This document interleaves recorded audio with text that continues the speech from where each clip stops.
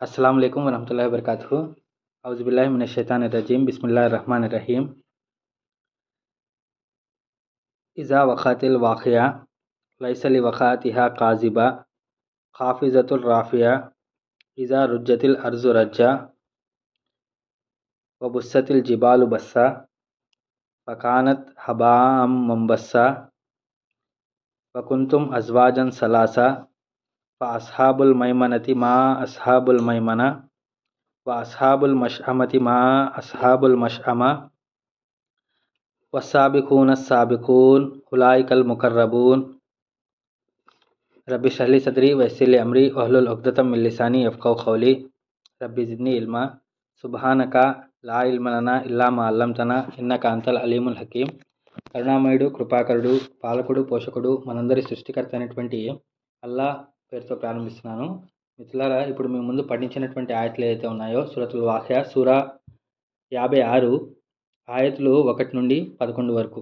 వాటి యొక్క భావం ఏమిటి అంటే, ఇజా వఖాతిల్ వాఖియా, ఆ అనివార్య సంఘటన సంభవించినప్పుడు, లైసలి వఖాతిహా కాజిబా, అది సంభవించడంలో ఎలాంటి సందేహం లేదు, హాఫిజతుర్ రాఫియా, అది కొందరిని తగ్గిస్తుంది, హీనపరుస్తుంది, మరి కొందరిని పైకెత్తుతుంది, గౌరవపరుస్తుంది. ఇజా రుజ్జతిల్ అర్జు రజ్జా, భూమి తన తీవ్ర కంపనతో కంపించినప్పుడు, వ బుస్సతిల్ జిబాలు బస్సా, మరియు పర్వతాలు పొడి పొడిగా మార్చబడినప్పుడు, ఫకానత్ హబాఅం ముంబస్సా, అప్పుడు వాటి దుమ్ము నలువైపులా నిండిపోయినప్పుడు, వకుంతుం అజ్వాజన్ సలాసా, మరియు మీరు 3 వర్గాలుగా విభజించబడతారు. అస్హాబుల్ మైమనతి మా అస్హాబుల్ మైమన, ఇక కుడిపక్షం వారు, ఆ కుడిపక్షం వారు ఎంత అదృష్టవంతులు. వ అస్హాబుల్ మష్అమతి మా అస్హాబుల్ మష్అమ, మరి కొందరు ఎడమపక్షం వారు ఉంటారు, ఆ ఎడమపక్షం వారు ఎంత దారుణంగా ఉంటారో, ఎంత దౌర్భాగ్యులో. వస్సాబిఖూన సాబిఖూన్, మరియు ముందున్నవారు, వారు ఎల్లప్పుడూ ముందుంటారు. ఉలాయికల్ ముకర్రబూన్, మరియు వారు అల్లా సాన్నిధ్యాన్ని పొందుతారు. ఇది ఈ ఆయతుల యొక్క క్లుప్తమైనటువంటి తర్జుమా. దీని యొక్క ఉపోద్ఘాతము మరియు దాని యొక్క మొదటి 3 ఆయతులు ఏదైతే ఉన్నాయో మనం క్లుప్తంగా గత వారం క్లాస్లో మాట్లాడుకోవడం జరిగింది.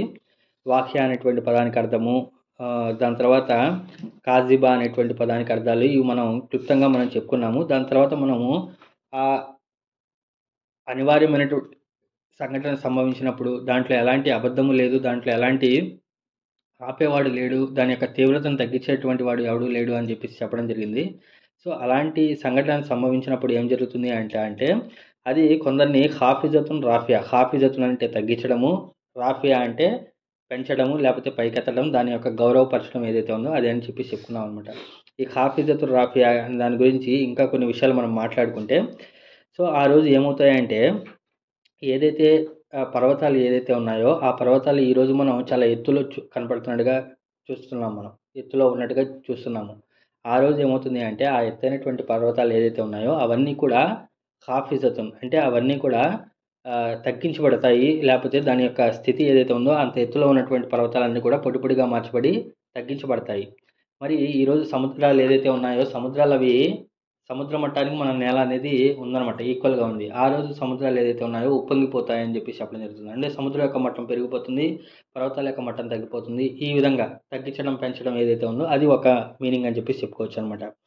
ఇంకా మనం చేసినట్లయితే, సో ఆ రోజు ఏం జరుగుతుంది అంటే, ఇహలోకానికి పరలోకానికి అది బౌండరీ కాబట్టి ఆ రోజు ఏదైతే వస్తువుల యొక్క ఏదైతే విషయాల యొక్క వాల్యూ ఏదైతే ఉందో ఆ వాల్యూ అనేది ఏదైతే ఇహలోకంలో మనం గొప్పగా వాల్యూ అనుకుంటున్నామో ఆ రోజు ఏమిటంటే వాటి యొక్క వాల్యూ పడిపోతుంది. వాటి యొక్క వాల్యూ హాఫిజతున్ హీనపరుస్తుంది, పడిపోతుంది అనమాట. సో దాని గురించి మనం ఖురాన్లో చూసినట్లయితే, ఎప్పుడైతే తీర్పు దినం వస్తుందో ఆ రోజు ఏదైతే పొడి ఒంటె ఏదైతే ఉందో, అంటే హామిల ఉంటే ఏదైతే ఉందో, గర్భవతి అనేటువంటి ఒంటె ఏదైతే ఉందో అది ఫ్రీగా వదిలివేయబడుతుంది, విడిచివేయబడుతుంది. మరి ఆ రోజు ఏదైతే విషయాలు ఏదైతే ఉన్నాయో అంటే బంగారం కానివ్వండి లేకపోతే ఇవన్నీ కూడా ఏమిటి అంటే బయట పడే ఉంటాయి, కానీ దాని గురించి పట్టించుకునేటువంటి వాడు ఎవరు ఉంటాడు అనమాట. అంటే ఈరోజు మనం ఏదైతే చాలా వాల్యూగా ఉన్నవి, చాలా గౌరవం అనుకుంటున్నామో, లేకపోతే చాలా ఖరీదని చెప్పేసి అనుకుంటున్నామో, తీర్పు దినం వచ్చిన రోజు ఏమవుతుంది అంటే దాని యొక్క వాల్యూ అనేది పడిపోతుంది అనమాట. అవన్నీ కూడా బయట చల్లాచెదురుగా పడి ఉంటాయి కానీ ఎవరు దాన్ని పట్టించుకునేటువంటి స్థితిలో ఉండడనమాట. సో ఈరోజు ఏమిటి అంటే మనము ఏదైతే మంచి పని ఏదైతే చేస్తున్నామో దానికి ఈరోజు వాల్యూ ఉండదు. ఒక సోదరుని చూసి నవ్వటం కానివ్వండి, లేకపోతే ఎక్కడైనా ఒక ఆటంకపరిచేటువంటి ఏదైనా వస్తువు, ప్రజలకి కీడు చేసేటువంటి ఏదైనా వస్తువు రోడ్డు మీద నుండి తీయటం ఏదైతే ఉందో ఈరోజు దాన్ని వాల్యూ ఎవడు కూడా అబ్బాయి ఎంటర్ అయ్యి చేస్తాం అలా ఉన్నాడు, ఏదో చేసుకుంటున్నాడు అని చెప్పేసి ఈరోజు తక్కువ చేసి మాట్లాడతారు. కానీ ఆ రోజు ఏమిటంటే ఆ పిక్చర్ మొత్తం చూసినప్పుడు అలాంటి మంచి పనుల యొక్క వాల్యూ ఏమిటంటే అది వాల్యూ అనేది పెరిగిపోతుంటుంది అనమాట. అంటే ఆ రోజు ఏదైతే విషయాల యొక్క వాల్యూస్ ఏదైతే ఉన్నాయో ఆ వాల్యూ యొక్క స్థితిగతులు మారిపోతూ ఉంటాయన్నమాట. ఈరోజు మనం ఏదైతే చులకనగా చూస్తామో ఆ రోజు అది గొప్ప వాల్యూగా ఉంటుంది. ఈరోజు మనం ఏదైతే గొప్పగా అనుకుంటున్నామో ఆ రోజు అది దాని యొక్క వాల్యూయే పడిపోతుంది అనమాట. ఈ వాల్యూలు పడిపోవటము పెరగటం అనేది మనం పెద్ద కొత్త ఏమి కాదు. మనం చాలా విషయాలు మనం చూసాము. కరోనా టైంలో ఏమిటి అంటే ఎంత ఆస్తిపరులైనా సరే తినడానికి తిండి లేకపోతే ఏమీ చేయలేకపోయారు. మొన్న రీసెంట్గా వచ్చినటువంటి వరదల్లో, విజయవాడ వరదల్లో కూడా కోటీశ్వర్లు అంతా ఉంది కానీ కింద నీళ్ళు ఆగిపోతే బయటికి కూడా రాలేనటువంటి పరిస్థితి, కరెంట్ లేకపోతే, లేకపోతే మొబైల్లో ఛార్జింగ్ లేకపోతే. సో ఈ వాల్యూ పెరగడం తగ్గిపోవడం అనేది చాలా సునాయాసంగా జరిగిపోతూ ఉంటుంది. అలాగే నోట్ బ్యాన్ చేసినప్పుడు, 1000 రూపాయల నోట్ బ్యాన్ చేసినప్పుడు కూడా దాన్ని మనకేమిటి అంటే ఆ వాల్యూస్ అనేవి ఎప్పుడు పడిపోతాయి, ఎప్పుడు పెరుగుతాయి అనేది కూడా మన ఇదిలో ఉండదన్నమాట. సో ఈ విధంగా అనమాట. ఇంకా ఏమిటి అంటే ఆ రోజు ఏమిటంటే ఈరోజు ఎవరైతే మనకు పెద్దలు, గౌరవనీయులు అనుకుంటున్నామో, లేకపోతే ఎవరైతే ప్రపంచాన్ని నడిపేటువంటి నాయకులు అనుకుంటున్నామో ఆ నాయకుల యొక్క వాల్యూ అనేది పడిపోతుందన్నమాట. ఆ రోజు తీర్పు దినం రోజు ఎవరైతే ముజ్రిమీలు ఎవరైతే ఉన్నారో వాళ్ళు అడుగుతారంట, మమ్మల్ని దారి తప్పించినటువంటి మా నాయకులు ఎవరైతే ఉన్నారో వాళ్ళని కాస్త మాకు చూపించండి, వాళ్ళు మేము పాదాల కింద వేసి తొక్కుతాము అని చెప్పి చెప్తారంట. ఏమంటారు? వారిని చూపించండి, వాళ్ళని మేము పాదాల కిందకి వేసి తొక్కుతాము అని చెప్పేసి జుమర్ 39వ సూరాలో దాంట్లో మాట్లాడతారు. 39, 40, 41 ఆ సూరాల్లో ఉంటుందన్నమాట. అంటే ఈరోజు వాళ్ళు గౌరవంగా వాళ్ళ దగ్గరికి వెళ్ళాలన్నా సరే అపాయింట్మెంట్ బుక్ చేసుకొని వెళ్ళేటువంటి పరిస్థితి ఉంటే ఆ రోజు ఏం జరుగుతుందంటే వాళ్ళు మమ్మల్ని చూసి మేము తొక్కేస్తామంటారు అనమాట. ఇంకా అదే విధంగా అటుపక్కన ఏమిటి అంటే ఎవరైతే విశ్వాసులు ఎవరైతే ఉన్నారో ఆ విశ్వాసుల యొక్క దర్జాతిని మేము ఎవరైతే విశ్వసించి మంచి పనులు చేస్తారో వారి యొక్క స్థానాలు మేము పెంచేస్తాము, వారి యొక్క స్థానాలు మేము చాలా గౌరవప్రదమైనటువంటి స్థాయిని ప్రసాదిస్తాము. వారిని సత్యసంధులతో, సజ్జనులతో మరియు అలాగే వారిని ప్రవక్తలతో పాటు లేపుతాము అని చెప్పేసి కూడా చెప్పడం జరుగుతుందన్నమాట. అంటే ఇక్కడ ఎవరైతే సాధారణ విశ్వాసులు అసలు దేనికి పనికిరానని చెప్పేసి తీసిపడేసినటువంటి విశ్వాసులు ఆ రోజు ప్రవక్తలతో పాటు, గౌరవనీయులతో పాటు ఉంటారు అంటే. నాయకులు ఎవరైతే ఇక్కడ మనం గొప్పగా అనుకుంటున్నామో ఆ రోజు నాయకులు ఏమిటంటే పాదాల కింద తొక్కేస్తాము అని చెప్పేసి ఈ వాల్యూలు పెరగడం తగ్గడం అనేది ఆ రోజు జరుగుతుంది అని చెప్పి చెప్తున్నాను అనమాట. ఇక్కడ చాలా జాగ్రత్తగా గమనిస్తే ఇప్పుడు అది హాఫిజతున్ రాఫియా అన్నారు. అంటే అది కొందరిని హీనపరుస్తుంది, కొందరిని పైకెత్తుతుంది అని చెప్పేసి అంటున్నారు. నిజంగా అది చేస్తుందా, లేకపోతే దాని ద్వారా అల్లా చేస్తాడా అంటే అల్లా చేస్తాడు. అంటే ఫర్ ఎగ్జాంపుల్ మనం ఎక్కడైనా మాట్లాడేటప్పుడు విషయం అర్థమవుతుంది అనుకుంటున్నాను. ఎక్కడైనా మనం మాట్లాడేటప్పుడు గుడ్ వర్క్ సొసైటీ ఈ పనులు చేస్తుంది అని చెప్పి చెప్తాం. గుడ్ వర్క్ సొసైటీ ఆఫీస్ చేస్తుంది అని చెప్పి చెప్తారు. కానీ అది గుడ్ వర్క్ సొసైటీ చేయరు. గుడ్ వర్క్ సొసైటీలో ఉన్నటువంటి మనుషులు ఎవరైతే ఉన్నారో వాళ్ళు చేస్తూ ఉంటారనమాట. అలాగే ఫలానా రాజు భవనాలు నిర్మించాడు, లేకపోతే రోడ్లు నిర్మించాడు, రహదారులు నిర్మించాడు అని చెప్పి చెప్తారు. కానీ యాక్చువల్గా అక్కడ రోడ్లు నిర్మించింది, కష్టపడింది, మొత్తం పనిచేసింది ఎవరు? కార్మికులు చేస్తారు. కార్మికులు, దాని తర్వాత అక్కడ ఉన్నటువంటి చాలామంది మంత్రులు, లేబర్లు వాళ్ళందరూ కూడా పని చేస్తూ ఉంటారు. కానీ చేసింది ఎవరు అని చెప్పి చెప్తారంటే రాజు చేశాడు అని చెప్పి చెప్తారనమాట. అలాగే ఇక్కడ దీన్ని ఏమంటారు అంటే దీన్ని మామూలుగా అంటే ఒక పేరు చెప్పి దాని కింద జరుగుతున్నటువంటి పని దానికి ఆపాదించడం జరుగుతుంది అనమాట. అలాగే ఇక్కడ తీర్పు దినం రోజు అది చేస్తుంది అని చెప్పేసి అంటుంటే యాక్చువల్గా దాని యొక్క మీనింగ్ ఏమిటి అంటే దానికి అంత ఇది లేదు కానీ అల్లా ఆ విధంగా చేపిస్తున్నాడు అని చెప్పేసి అర్థం అనమాట. హాఫిజతున్ రాఫియా అంటే అది కొందరిని హీనపరుస్తుంది, కొందరిని ఘనపరుస్తుంది, లేకపోతే వాటి యొక్క స్థితిని పెంచుతుంది. అంటే యాక్చువల్గా అల్లా ఆ సంఘటన ద్వారాగా కొంతమందిని గౌరవాన్ని ప్రసాదిస్తాడు, కొంతమంది యొక్క గౌరవాన్ని తగ్గించేస్తాడు అని చెప్పేసి అర్థం అనమాట. ఇది ఈ విధంగా మనం అర్థం చేసుకోవాలి. అది హాఫిజతున్ రాఫియా అనేటువంటి పదాల యొక్క మీనింగ్ అండి. దాని తర్వాత ఇజా రుజ్జతిల్ అర్జు రజ్జా. ఇజా రుజ్జతిల్ అర్జు రజ్జా. ఇజా అంటే ఎప్పుడైతే, రుజ్జతిల్ అర్జు రజ్జా. ఇక్కడ చూస్తే రుజ్జా అనేటువంటి పదం ఏదైతే ఉందో రే జీమ్ జీమ్ రజ్ అనేటువంటి పదం ఏదైతే 2 సార్లు వచ్చిందనమాట.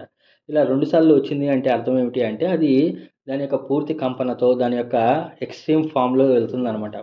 మామూలుగా ఏమిటి అంటే ఇది ఇజా రుజ్జతిల్ అర్జ్ అని చెప్పేసినా సరిపోతుంది. కానీ ఇజా రుజ్జతిల్ అర్జు రజ్జా అని చెప్పేసి చెప్పాడు అంటే దానికి ఏమిటంటే అది దాని యొక్క ఫుల్ కెపాసిటీతో అది ఊగిపోతుంది అని చెప్పేసి అర్థం అనమాట. ఇక్కడ రజ్జా అనేటువంటి పదానికి అర్థం ఏమిటి అంటే సాధారణంగా చాలా మీనింగ్స్ ఉన్నాయి. ఒకటొకటి చెప్తాను. రజ్జా అనేటువంటి పదానికి అర్థము ఏదైనా ఒక బకెట్లో కానీ లేకపోతే ఒక డ్రమ్ము ఒక డబ్బాలో రాళ్ళు వేసి ఇలా ఇలా ఊపడం ఏదైతే ఉందో దాన్ని రజ్జరజ అని చెప్పేసి చెప్పడం జరుగుతుంది అనమాట. రజ్జరజ డబ్బాలో గులకరాళ్ళు వేసి ఊపడం ఏదైతే ఉందో అది. రెండోది ఏమిటి అంటే సాధారణంగా మనం ముసలి వాళ్ళు అయినటువంటి స్త్రీలు చూస్తూ ఉంటాము. వాళ్ళు ఏమిటి అంటే వారికి కొంచెం ఆరోగ్య సమస్య వల్ల ఏమిటి అంటే వాళ్ళు అమితంగా ఊగిపోతూ ఉంటారు. కాళ్ళు చేతులు వాళ్ళు ఉణుగుతూ ఉంటారు చూసారా. అలాంటి స్త్రీని ఇమ్రాతున్ రజ్రజ అని చెప్పేసి చెప్పడం జరుగుతుంది అనమాట. మీరు స్త్రీలు బాగా పండు ముసలి అంటారు కదా. మీరు పల్లెటూళ్ళలోకి వెళ్ళినప్పుడు అక్కడ ముసలి వాళ్ళు ఉంటారు, పెద్దవాళ్ళు, పెద్ద వయసు వాళ్ళు. వాళ్ళు ఏమిటంటే తమ యొక్క బాడీ అనేది కంట్రోల్లో లేక వణికిపోతూ ఉంటారనమాట. అలాంటి స్త్రీని ఏమంటారు అంటే ఇమ్రాతున్ రజరజ అని చెప్పేసి చెప్పడం జరుగుతుంది అనమాట. ఇంకా ఏదైతే ఉంటే నడవలేక వణికిపోతూ ఉంటుందో దాన్ని కూడా రజరజ అనేటువంటి పదాలతో యూజ్ చేయడం జరుగుతుంది. ఇంకా ఏదైతే సముద్రంలో అలలు గొప్పగా పెద్ద పెద్దగా వచ్చేసి బాగా ఊగిపోతూ ఉంటుందో అలాంటి దాన్ని కూడా బహరల్ రజరజ అని చెప్పి చెప్పడం జరుగుతుంది అనమాట. అంటే సముద్రంలో షేకింగ్ రావటం. ఇది ఒక మీనింగ్. రెండో మీనింగ్ ఏమిటి అంటే ఏదైతే రజ్జుల్ బాబ్ అంటే అర్థం ఏంటి అంటే ఏదైతే తలుపుని దబా దబా కొట్టేయడం ఏదైతే ఉందో దాన్ని రజ్జుల్ బాబ్ అంటే ఏ విధంగా అంటే అది కొట్టినప్పుడు పక్కన ఉన్నటువంటి గోడలు పగిలిపోతాయా అన్నట్టుగా గట్టిగా దబదబా కొట్టడం ఏదైతే ఉందో దాన్ని రజ్జుల్ బాబ్ అంటారనమాట. అంటే ఈ రోజు అంటే మనకు సిమెంట్ గోడలు లేకపోతే కాంక్రీట్ గోడలు మనకున్నాయి. కానీ ఆ రోజు కాలంలో వాళ్ళకు ఉన్నటువంటి డోర్లు ఎలా ఉండేవి, మామూలు తాటాకుతో చేసేటువంటి డోర్లు ఉండేవి. పక్కన చుట్టూ కూడా మట్టి గోడలు ఉండేవి కదా. సో వాళ్ళు ఏంటంటే ఎవరైనా వచ్చి బాగా గట్టిగా కొట్టేశాడు అనుకోండి, లోపల ఉన్నటువంటి వ్యక్తి తెరవకపోతే ఏమవుతాయంటే ఆ మట్టి పక్కన ఉన్నటువంటి మట్టి గోడలు ఏమవుతాయంటే ఇరిగిపోయేటువంటి ఛాన్స్ ఉంటుంది అనమాట. అలాంటి దాన్ని ఏమిటంటే రజ్జుల్ బాబ్ అని చెప్పి చెప్పడం జరుగుతుంది అనమాట. ఇంకా ముందు వెనక్కు వెళ్ళటం ఏదైతే ఉందో దాన్ని కూడా రజ్జరజ అని చెప్పేసి చెప్పడం జరుగుతుంది అనమాట. ఇది రెండో మీనింగు. మూడో మీనింగ్ ఏమిటి అంటే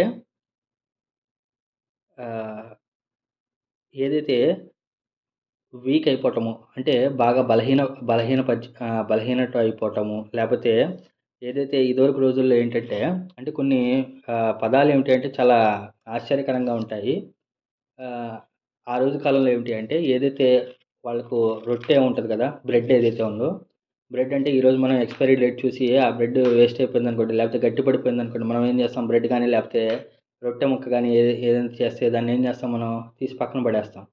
కానీ వాళ్ళకి ఏంటి అంటే ఆ రొట్టె లేకపోతే ఏదైతే ఉందో అది చాలా ఎక్స్పెన్సివ్ అనమాట. ఎక్స్పెన్సివ్ అంటే దాన్ని బాగా గట్టి పడిపోయినా సరే దాన్ని ఏం చేసేవాళ్ళంటే నీళ్ళల్లో కానీ లేకపోతే ఏదైనా ఒక షేర్వాలో ముంచేసి అలా ఉంచి అది మెత్తబడేదాకా చూసి దాని తర్వాత వాళ్ళని తినేవాళ్ళు అనమాట. ఓకేనా. సో అలా బాగా పాడైపోయినటువంటి అంటే బాగా పనికిరానటువంటి బ్రెడ్ ఏదైతే ఉందో, పనికిరానటువంటి రొట్టె ముక్క ఏదైతే ఉందో దాన్ని కూడా రిజ్రాజ్ అని చెప్పేసి చెప్పడం జరుగుతుంది అనమాట. అంటే దాన్ని సాఫ్ట్ చేయడం, గట్టిపడిపోయినటువంటి రొట్టె ముక్కను సాఫ్ట్ చేయడం ఏదైతే ఉందో దాన్ని రిజ్రాజ్. అలాగే ఏంటంటే బాగా బక్క చిక్కిపోయినటువంటి ఒంటె లేకపోతే బక్క చిక్కిపోయినటువంటి మనిషి ఏదైతే ఉందో దాన్ని కూడా రిజ్జలజ అని చెప్పేసి చెప్పడం జరుగుతుంది అనమాట. సో ఇవన్నీ మీనింగ్స్లో వచ్చేటువంటి 3 మీనింగ్స్ ఏమిటి అంటే ఒకటి వణుకుతూ ఉండటం, షేక్ అవుతూ ఉండటము. రెండోది ఏమిటి అంటే బాగా వీక్ అయిపోవటం. మొదటిది షేక్ అయిపోవటం, వణకటము. రెండోది ఏమిటి అంటే బాగా బలహీనం అయిపోవటము. దీని యొక్క ఇంకో మీనింగ్ ఏమిటి అంటే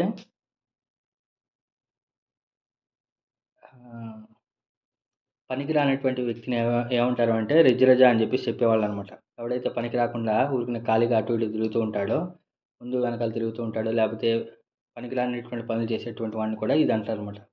అంటే ఈ అన్ని మీనింగ్లు ఏమిటంటే ఒకటి బాగా వణుకుతూ ఉండటము, వీక్ అయిపోవటము. మూడవది ఏమిటి అంటే పనికి రాకుండా పోవటం అనమాట. సో ఆ రోజు ఏమవుతుందంటే ఇజా రుజ్జతిల్ అర్జు రజ్జా.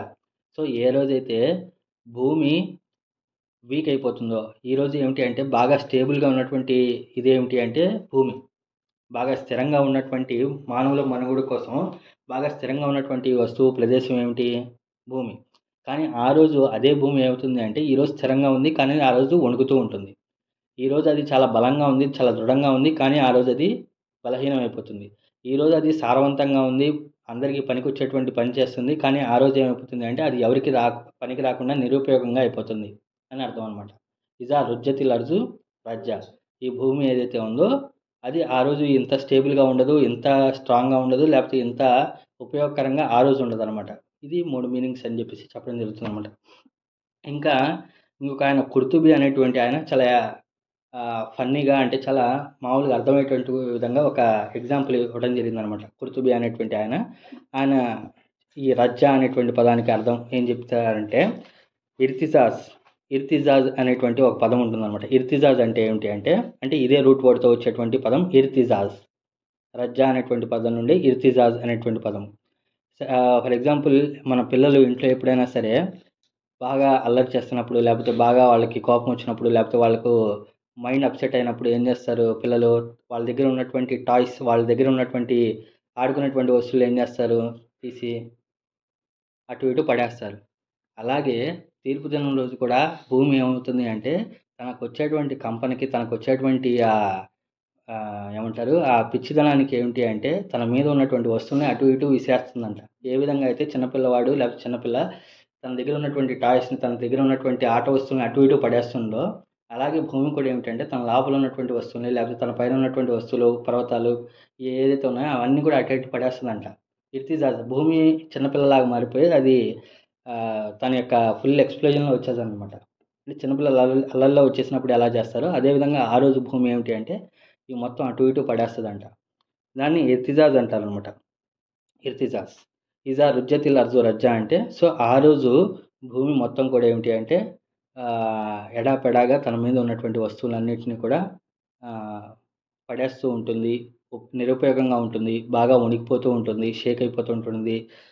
ఈ అన్ని పదాలకి ఈ మీనింగ్స్ వస్తాయన్నమాట. ఓకేనా? ఇక్కడ యాక్చువల్గా ఏమిటంటే ఇజా రుజ్జతిల్ అర్జు రజ్జా అనేటువంటి పదం ఏదైతే ఉందో, రజ్జన్ అని చెప్పేసి అక్కడ తన్వీన్ 2 జబర్లు వచ్చినాయి కదా. అదేమిటి అంటే మామూలుగా ఏమిటి అంటే ఇది విన్న వాళ్ళకి అరబ్బులకి ఏమిటి అంటే అక్కడ తన్వీన్ వచ్చింది అంటే అది చాలా పెద్ద విషయం అని చెప్పేసి అర్థం అనమాట. మామూలుగా సాధారణంగా మనకి ఏమిటి అంటే మామూలు మనం వినేటువంటి వాళ్ళకి మనకు అర్థం కాదు, కానీ అక్కడ అరబ్బులకి ఎప్పుడైతే ఇజా రుజ్జతిల్ అర్జు రజ్జా అని చెప్పేసి అక్కడ దోజబర్ ఎప్పుడైతే ఇచ్చారో అది ఎక్స్ట్రీమ్ ఫామ్ అని చెప్పేసి అర్థం అనమాట. వాళ్ళు దాన్ని వినంగానే భయపడిపోతారనమాట. అంటే ఈ కదలటము, వీక్ అయిపోవటము, షేక్ అయిపోవటం ఇదంతా కూడా చాలా ఎక్స్ట్రీమ్ ఫామ్లో ఉంటుంది అని చెప్పేసి అర్థం అనమాట. ఓకేనా? ఇది 4వ ఆయత్. 5వ ఆయత్ చూసినట్లయితే బుస్సతిల్ జిబాలు బస్సా. ఈ బస్ అనేటువంటి పదం ఏమిటి అంటే బస్ అంటే ఇక్కడ దాని అర్థము మరియు పర్వతాలు పొడిగా మార్చబడినప్పుడు. బుస్సతిల్ జిబాలు బస్సా. మరియు పర్వతాలు ఏదైతే ఉన్నాయో బే సీన్ అనేటువంటి అక్షరాలు బస్సా అనేటువంటి పదం అనమాట. బస్ అనేటువంటి పదానికి అర్థం ఏమిటి అంటే సాధారణంగా మనం మామూలుగా ఇంట్లో పిండి చేసుకుంటాం కదా. అంటే పౌడర్గా ఉన్నటువంటి ఆటాని, గోధుమ పిండిని ముందు పిండి తీసుకొని దాంట్లో నీళ్లు కలిపిన తర్వాత దాన్ని బాగా ఒత్తి దాన్ని బాగా పిసికి మనం ఏం చేస్తామంటే ఒక పిండిలాగా చేసుకుంటాం మనం. అంటే వండుకోవడానికి పనికొచ్చేటువంటి దాన్ని పిండిలాగా ముద్దలాగా చేస్తాం కదా. దాన్నే ఉంటారంటే అల్ బసీసా అని చెప్పి చెప్పడం జరుగుతుంది అనమాట. అల్ బసీసా అంటే ఏదైనా పౌడర్లో నీళ్లు కలిపి దాన్ని మెత్తగా చేయటం ఏదైతే ఉందో దాన్ని బసీసా అని చెప్పి చెప్పడం జరుగుతుంది అనమాట. ఆ బసీసా నుండి ఈ బస్ అనేటువంటి పదం వచ్చిందనమాట. సో కొండలు ఏదైతే మనం ఈరోజు చూస్తున్నామో ఆ కొండలన్నీ కూడా ఏమిటి అంటే బాగా కొట్టి కొట్టి కొట్టి దాన్ని పౌడర్గా చేసేసి అది మొత్తం కూడా మెత్తగా అయిపోతాయి అనమాట. ఈరోజు కొండలు ఎలా ఉంటాయి? చాలా స్ట్రాంగ్గా దృఢంగా ఉంటాయి కదా. ఆ రోజు అవే కొండలు చాలా సాఫ్ట్గా అయిపోతాయి అని అర్థం అనమాట. ఈ బస్ అనేటువంటి పదానికి ఇంకో అర్థం ఏమిటి అంటే సాఫ్ట్గా మారిపోవటము, సాఫ్ట్గా ఇదైపోవటము. ఇంకా ఈ బస్ అనేటువంటి పదానికి ఇంకా అర్థం ఏమిటి అంటే ఏదైతే ఒంటెకు పాలు పితకడానికి సిద్ధంగా ఉంటుందో, పాలు పితకడానికి ముందు దాని యొక్క ఉదుగులు ఏదైతే ఉన్నాయో అది సాఫ్ట్ చేస్తారు కదా, దాన్ని బస్సున్నాఖా అని చెప్పి చెప్పడం జరుగుతుంది అనమాట. అంటే పాలు పితకడానికి రెడీ చేయడం ఏదైతే ఉందో దాన్ని బస్ అంటే ఏమిటంటే సాఫ్ట్ చేయటం ఇదనమాట. ఇంకా బస్ అనేటువంటి పదానికి ఇంకా అర్థం ఏమిటి అంటే సో ఇప్పుడు ఫర్ ఎగ్జాంపుల్ మీరు పిండిలో నీళ్లు పోసారనుకోండి, నీళ్లు పోస్తే ఏమవుతాయి? ఆ పిండి కాస్త స్ప్రెడ్ అవుతూ ఉంటుంది అనమాట. స్ప్రెడ్ అవుతూ ఉంటుంది కదా. ఇంకా మనం డబ్బులు పంచుతున్నాం అనుకోండి జనాల్లో, ఏదైనా ఫర్ ఎగ్జాంపుల్ ఏదైనా గవర్నమెంట్ పెన్షన్ ఏదైనా ఇచ్చింది, అది తీసుకెళ్ళి మిగతా వాళ్ళందరిలో పంచేస్తున్నాము. లేకపోతే ఏదైనా మన జకాత్ ఫండ్ ఏదైనా ఉంది, అది తీసుకెళ్ళి ఆ డబ్బులు అక్కడే కాకుండా అందరిలోకి పంచడం ఏదైతే ఉందో, అలా డిస్ట్రిబ్యూట్ అయిపోవటం ఏదైతే ఉందో దాన్ని కూడా బస్ అని చెప్పేసి చెప్పడం జరుగుతుంది అనమాట. ఓకేనా, ఇది బస్. ఇంకా ఏమిటి అంటే పాము ఏదైతే ఫాస్ట్గా మూవ్ అయిపోతుందో, ఫాస్ట్గా స్ప్రెడ్ అయిపోతుందో దాన్ని కూడా బస్ అని చెప్పేసి చెప్పడం జరుగుతుంది అనమాట. ఇంబస్సెస్ ఇంబస్సుల్ హయ్యా అని చెప్పేసి చెప్పడం జరుగుతుంది అనమాట. అంటే పాము మూవ్ అవుతుంది అని చెప్పేసి అర్థము. ఇంకా బస్సుల రజులు అంటే ఏమిటంటే ఎవరైతే దూరంగా సుదూర ప్రాంతానికి వెళ్ళేటువంటి మనిషి ఎవడైతే ఉన్నాడో అతన్ని బస్సుల రజులు అని చెప్పేసి చెప్పడం జరుగుతుంది అనమాట. అంటే అటు ఇటు తిరుగుతున్నాడు అని అర్థం ఆ వ్యక్తి. సో ఇది ఆ, ఈ ఈ పదాలకు మీనింగ్ అనమాట. అంటే బస్ అనేటువంటి పదానికి అర్థం ఏమిటి అంటే, ఒకటి దాన్ని పొడి పొడిగా చేసి మెత్తగా సాఫ్ట్గా చేయటము, రెండోది ఏమిటి అంటే స్ప్రెడ్ అవటము, బాగా అది ఆ, పరచడం అంటారు కదా, దూరం దూరంగా పరచడం ఏదైతే ఉందో ఆ పదాల్లో వస్తుందన్నమాట. ఇక్కడ ఏం జరుగుతుంది అంటే, సో ఫర్ ఎగ్జాంపుల్ మీరు ఎప్పుడైనా ఏదైనా ఒక ఖాళీ ప్రదేశంలో ఏదైనా ఒక ఈవెంట్ చేయాలనుకుంటున్నారు, లేకపోతే ఏదైనా మీటింగ్ పెట్టాలనుకుంటున్నారు అనుకోండి, అక్కడ రాళ్ళు రెప్పలు ఉన్నాయి, దాన్ని ఏం చేస్తారు, జేసీబీ తీసుకొచ్చి దాన్ని మొత్తం కూడా చెక్కేసి ఆ ఉన్నటువంటి రాళ్ళు, పెద్ద పెద్ద రాళ్ళు ఏదైతే ఉన్నాయో దాన్ని అందరూ పొడి పొడి చేసి దాన్ని అంతా కూడా చదునుగా చేస్తారు. ఓకేనా. సో ఆ చదునుగా చేయడం ఏదైతే ఉందో అంటే అది దేనికోసము, రాబోయేటువంటి ఈవెంట్ ఏదైతే ఉందో దానికోసం ప్రిపరేషన్ అనమాట. అదే ఈ చెప్పేటువంటి పైన రెండు ఏదైతే ఉన్నాయో, ఇదా రుజ్జతిల్ అర్జు రజ్జ ఓ బుస్తతిల్ జిబాలు బస్సా, అంటే ఈ పర్వతాలు ఏదైతే పగలగొట్టేయడం, దాన్ని చదునుగా చేసేయడం, పౌడర్ పౌడర్గా మార్చేసే వచ్చినటువంటి చెత్త చెదాలను మొత్తం కూడా స్ప్రెడ్ చేయడం ఏదైతే ఉందో అది తీర్పు దినం కోసం, యౌముల్ హషర్ కోసం, లేకపోతే యౌముద్దీన్ కోసం ఏమిటంటే అది ప్రిపరేషన్ అనమాట. మనం ఎంత హడావుడి, మీరు ఎప్పుడైనా పెద్ద పెద్ద ప్రోగ్రామ్స్ లేకపోతే సీఎం ప్రోగ్రామ్ జరుగుతుంది, లేకపోతే ఏదైనా జరుగుతున్నప్పుడు ఏం చేస్తారు, ముందు 4 జేసీబీలు చెత్త అంతా కూడా చెత్త చెదరం మొత్తం క్లీన్ చేసేసి నీట్గా చేస్తూ ఉంటాయి చూసారా. ఇది ఏమిటి అంటే ఇది యాక్చువల్గా ప్రిపరేషన్ అని చెప్పి చెప్పడం జరుగుతుంది అన్నమాట ముఫస్సిర్లు. దేనికి, ఈ పర్వతాలు ఏదైతే ఉన్నాయో ఈ పర్వతాలు ఇవంతా కూడా పొడి పొడిగా మార్చేసి ప్రజలందరూ నుంచోడానికి, ప్రజలందరూ కూడా గ్యాదర్ అవ్వడానికి ఏమిటి అంటే ఒక ప్లాట్ఫాము, ఒక ఏరియా అనేది రెడీ చేస్తున్నారు అనమాట. అంటే ఎవరెవరైతే మనుషులు ఎవరెవరైతే ఉన్నారో వాళ్ళందరూ స్ట్రైట్గా అందరూ నిలబడటానికి ఈ ఇదంతా సెట్ చేయడం జరుగుతుందన్నమాట. ఓకేనా. ఓ బుస్తతిల్ జిబాలు బస్సా. సో పర్వతాలన్నీ కూడా ఏమిటంటే సాఫ్ట్గా చేయటం అనుకుంటా. సో మనకు ఖురాన్లో ఇంకో చోట కూడా మనం సాధారణంగా వింటూ ఉంటాం, ఆ రోజు పర్వతాలు ఏకిన దూది మాదిరిగా ఎగిరిపోతూ ఉంటాయి అని చెప్పేసి అంటాం. అక్కడ ఏమిటంటే దూది అని చెప్పి చెప్పినప్పుడు సాధారణంగా మనకు సాఫ్ట్ అని చెప్పేసి దూది గాల్లో ఎగిరిపోతుంది, ఈ ఈ మైండ్ సెట్ అనేది మనకు అలా వస్తుంది అనమాట. యాక్చువల్గా ఏంటంటే సాఫ్ట్ అయిపోతాయి. ఈరోజు ఏదైతే గట్టిగా మనకు కనబడతాయో అవన్నీ కూడా ఏమిటి అంటే జస్ట్ ఇంత బరువు అనేటువంటి ఇది కూడా ఏమిటి అంటే జస్ట్ గాల్లో ఎగిరిపోయేటువంటి వస్తువు మాదిరిగా మారిపోతాయి అని అర్థంలో అనమాట. అది ఎలాగంటే దాని తర్వాత ఆయతలో ఏం చెప్తానంటే ఫకానత్ హబాం మంబస్సా. సో అది ఏమైపోతుందంటే అంత పెద్ద పర్వతము లేకపోతే అంత పెద్ద కొండలన్నీ కూడా ఏమైపోతాయంట ఫకానత్. సో అవి అయిపోతాయి హబా. హబా అనేటువంటి పదానికి అర్థం ఏమిటి అంటే డస్ట్ పార్టికల్స్ అనమాట. అంటే ఏంటంటే రేణువులు ఏదైతే ఉన్నాయో ఆ, ఆ, దుమ్ము రేణువులు చూస్తారు కదా, మరి పొద్దున్నే మనం సూర్యకిరణాలు పడినప్పుడు కిటికీలో నుండి కానీ వెంటిలేటర్ నుండి కానీ వచ్చేటువంటి రేణువులు ఏదైతే ఉందో దాన్ని హబా అని చెప్పేసి చెప్పడం జరుగుతుంది అనమాట. హబా ముంబస్సా అంటే ఈ పైన ఉన్నటువంటి అక్షరం బస్సా అనేటువంటి పదం నుండి అది స్ప్రెడ్ అయిపోతూ ఉంటాయి, బాగా పరచబడతాయి, లేకపోతే అవి అటు ఇటు నలువైపులా వెళ్ళిపోతూ ఉంటాయి అనమాట. అప్పుడు వాటి దుమ్ము నలువైపులా నిండిపోయినప్పుడు, సో ఈ పర్వతాలు పగిలిపోయినప్పుడు ఏంటంటే దాని యొక్క దుమ్ము ధూళి ఏదైతే ఉన్నాయో అవన్నీ కూడా ఇది. ఇంకా హబా అనేటువంటి పదానికి ఇంకా అర్థం ఏమిటి అంటే ఏదైతే గుర్రాలు బాగా ఫాస్ట్గా వెళ్ళినప్పుడు యుద్ధ మైదానంలో కానీ లేకపోతే యుద్ధ మైదానంలో బాగా ఫాస్ట్గా వెళ్ళినప్పుడు ఏమవుతాయంటే అవి లేపేటువంటి దుమ్ము ఏదైతే ఉందో ఆ దుమ్ము వల్ల ఏమవుతుంది అంటే ఎవరు వస్తున్నారో కనపడదు అనమాట. అంటే ఆ దుమ్ము ఎందుకు అంత ఫాస్ట్గా వెళ్ళటం ఎందుకు అంటే అవతల ఉన్నటువంటి శత్రువులకి ఏమిటి అంటే ఈ వచ్చేవాడు ఎటు నుండి వస్తున్నాడు, ఎక్కడ ఉంది అనేది కనపడకుండా అంత ఫాస్ట్గా వచ్చేస్తుంది అనమాట. అలాగే ఏమిటి అంటే ఇదంతా దుమ్ము ధూళి ఇదంతా వచ్చేపాటికి ఏంటంటే ఆ ఈవెంట్ అనేది రెడీ అయిపోద్ది అనమాట. అంటే ఇదంతా కూడా సెటప్ అయిపోతుంది అంత దుమ్ము ధూళిలో ఇదంతా. సో ఇక్కడ చాలా జాగ్రత్తగా మనం గమనిస్తే దీని యొక్క రిలేషన్ ఏమిటి అంటే మనకు సూరతుల్ రెహమాన్లో మనం చూసినట్లయితే అక్కడ ఆకాశంలో జరిగేటువంటి విషయాల గురించి అక్కడ చెప్పడం జరిగింది. సూర్య రెహమాన్లో అక్కడ ఆకాశం గురించి ఏమంటాడంటే ఆకాశం ఎర్రగా మారిపోయినటువంటి నూనె, కాలిన నూనెటువంటి మాదిరిగా అయిపోతుంది అని చెప్పేసి చెప్తారనమాట. సమాయి వర్ధతన్ కద్దిహాన్ అని చెప్పేసి చెప్పాడు అక్కడ. ఆకాశము ఎర్రగా మారిపోయినటువంటి బాగా కాల్చినటువంటి నూనెలాగా అది మారిపోతుంది అని చెప్పేసి అక్కడ ఆకాశంలో జరిగేటువంటి మార్పుల గురించి చెప్పారు సూర్య రెహమాన్లో. సూర్య వాక్యాలు ఏమిటి అంటే భూమిలో జరిగేటువంటి మార్పుల గురించి, భూమిలో జరిగేటువంటి విషయాల గురించి చెప్పడం జరుగుతుందన్నమాట. అక్కడ ఆకాశం గురించి చెప్పాడు, ఇక్కడ ఏమిటంటే భూమిలో జరిగేటువంటి విషయాల గురించి మాట్లాడటం జరుగుతుందన్నమాట. సో ఇదంతా జరిగినప్పుడు ఏమైపోతుంది అంటే ప్రజలందరూ కూడా పరిగెత్తు ఉంటారు. అక్కడ కూడా మనకి ఏమిటి అంటే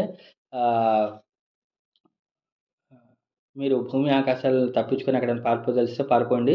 మీరు యా మాషల్ జిన్ని వల్లించి నిస్తతాతు మన తన్ఫుజు మీ నఖ్తారి సమావతి ఫల్ఫుజు లా తన్ఫుజున ఇల్లా బిసుల్తాను. మీరు పారిపోదలిస్తే పారిపోండి, మీరు ఎక్కడికి పారిపోలేరు అల్లా యొక్క పట్టు నుండి అని చెప్పారు. అప్పుడు వాళ్ళందరూ ఏంటంటే పరిగెత్తు ఉంటారు. ఇంకో చోట ఏమిటి అంటే వాళ్ళు మిడతల మాదిరిగా అటు ఇటు తిరుగుతూ ఉంటారు, అటు ఇటు పరిగెత్తు ఉంటారు అని చెప్పి చెప్తారు అనమాట. ప్రజలందరూ కూడా ఈ మొత్తం ఇది చూసి. కానీ యాక్చువల్గా వాళ్ళందరూ పరిగెత్తడం కాదు, లేకపోతే చెల్లాచెదురైపోవడం కాదు, వాళ్ళందరూ ఎవరు ఎక్కడ నుంచోవాలో అక్కడ నుంచోడానికి సెట్ అవుతున్నారనమాట. మన దృష్టిలో ఏమిటంటే పారిపోతున్నారు అని చెప్పి అంటున్నారు, కానీ అల్లా దృష్టిలో ఏంటి అంటే వాడు ఎవడు ఎక్కడ సెట్ అవ్వాలో అక్కడికి పంపిస్తూ ఉంటారు, జరుగుతూ ఉంటారనమాట. మన దృష్టిలో పారిపోవటం కానీ అక్కడ జరిగేటువంటి విషయం ఏంటి అంటే ఆ పరిగెత్తి ఏమిటంటే అతని యొక్క పాయింట్ ఏదైతే ఉందో, అతనికి సెటప్ చేయబడినటువంటి సిచ్యువేషన్ ఏదైతే ఉందో అది జరుగుతుందన్నమాట. ఇది ఒక మీనింగ్. రెండో మీనింగ్ ఏమిటి అంటే యాక్చువల్గా ఆ రోజు ఏం జరుగుతుంది అంటే విశ్వాసులు ఎవరైతే ఉన్నారో విశ్వాసుల యొక్క కాళ్ళు చేతులు ఈ సెన్సెస్ అన్నీ కూడా పనిచేస్తాయి, కానీ అవిశ్వాసుల యొక్క ఏమి పనిచేయమన్నమాట.